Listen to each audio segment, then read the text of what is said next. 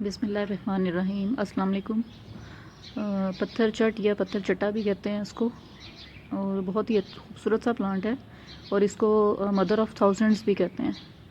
तो पहले तो मैं इसकी आपको प्राइस बता दूं कि ये मैंने 60 रुपीज़ यानी 60 PKR, ठीक है ना, पाकिस्तानी 60 रुपये, इतने में मैंने ये प्लांट जो है वो परचेज़ किया है। और बहुत ही खूबसूरत सा प्लांट है।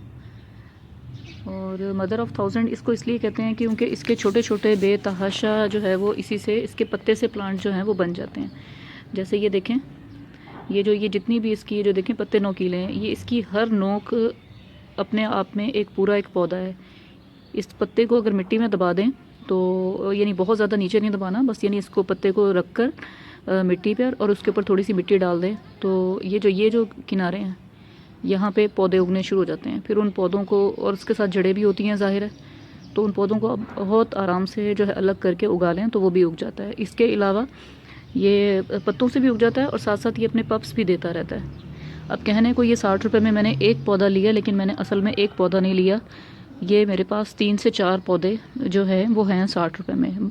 नर्सरी वाले ने तो एक पौधा दिया है, लेकिन 3-4 वो कैसे हैं, क्योंकि मैं हमेशा जब भी प्लांट लेती हूँ, एक तो मैं छोटा प्लांट लेती हूँ, बड़ा नहीं लेती, ठीक है ना। जैसे जैसे प्लांट बड़ा होता जाता है और बड़े प्लांटर में होता है या बड़ा प्लांट होता है, मैच्योर होता है, तो उसकी कीमत भी उसी हिसाब से होती है, ठीक है। तो छोटा प्लांट लें, उसको घर में लाकर बढ़ाएं, कोई ज़रूरत नहीं है महंगा प्लांट लेने की। घर में आप अच्छी केयर करें तो ग्रो हो जाते हैं।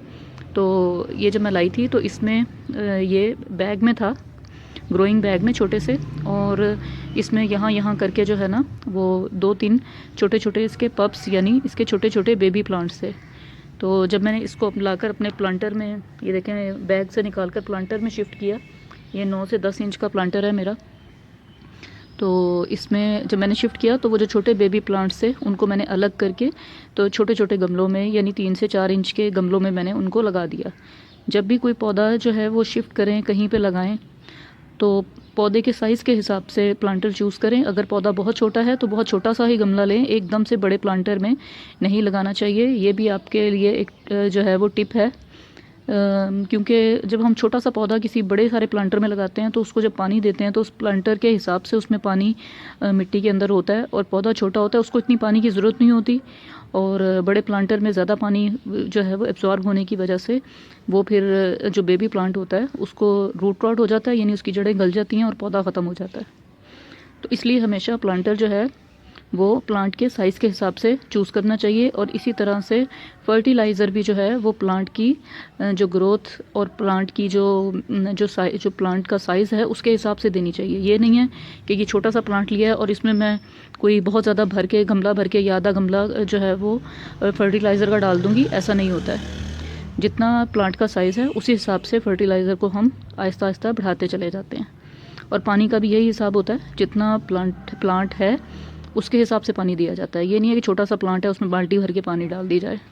तो वेल ड्रेन सॉइल में मैंने ये लगाया है, और ये जो है ये चिकनी मिट्टी में भी चल जाता है, यानी क्ले सॉइल में, या जिसको हम बालू मिट्टी कहते हैं, भल्की मिट्टी, तो उसमें भी चल जाता है। भल्की मिट्टी में भी देखें सब पौधे चल जाते हैं, ऐसी बात नहीं होती है कि कोई मसला बनता है।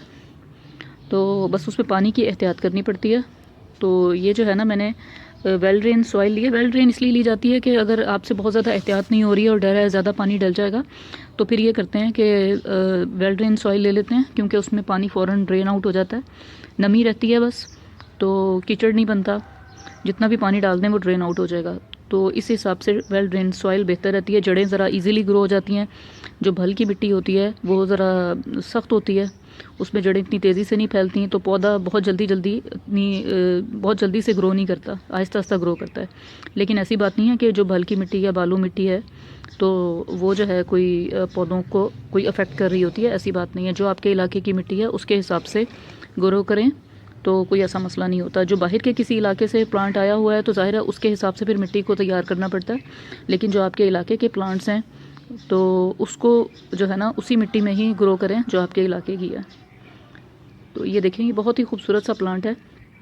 इसको भी कोई इतनी ज़्यादा जो है फर्टिलाइज़र की ज़रूरत नहीं होती है। और ये देखें, इसकी स्टेम जो है वो लेगेसी स्टेम है, और ये देखें नरम सी है। तो इसको ये जो ना नीचे गिरी जा रही होती है, तो उसको मैंने स्टिक से बांधा हुआ है। तो अभी इसका मुझे ये नहीं पता कि इसकी ऊपर से कटिंग करें तो इसकी दो शाखें जो है ना वो नई निकलेंगी या नहीं निकलेंगी। बास पौधे ऐसे होते हैं कि जब उनको टिप्स पे से काट दें तो नई शाखें भी नहीं निकलती हैं और उनकी ग्रोथ रुक जाती है, तो इस चीज़ को देखना पड़ता है। तो मैं इस मदर प्लांट को तो नहीं छेड़ूंगी, मदर प्लांट है, इसके साथ बेबीज़ भी थे, तो मैं ये करूँगी कि जो मैं दूसरे पौधे जो इसके बेबीज़ जब वो बड़े होंगे तो उनको काट के देखूँगी कि ये जो है, एक तो ये कि ये कटिंग से मल्टीपल होता है या नहीं, और दूसरा इसको टिप पे से अगर काट दें तो इसके साथ क्या होता है, तो वो मैं देखूँगी। और दूसरा, इसको ये तेज़ धूप भी बर्दाश्त कर जाता है और छाँव भी, तो ऐसा मसला नहीं है, आप इसको धूप में रखें छाँव में रखें, कोई ऐसा इशू नहीं है। ऑलवेज़ ईट ऑर्गेनिक, ऑलवेज़ ग्रो ऑर्गेनिक। अल्लाह हाफिज़।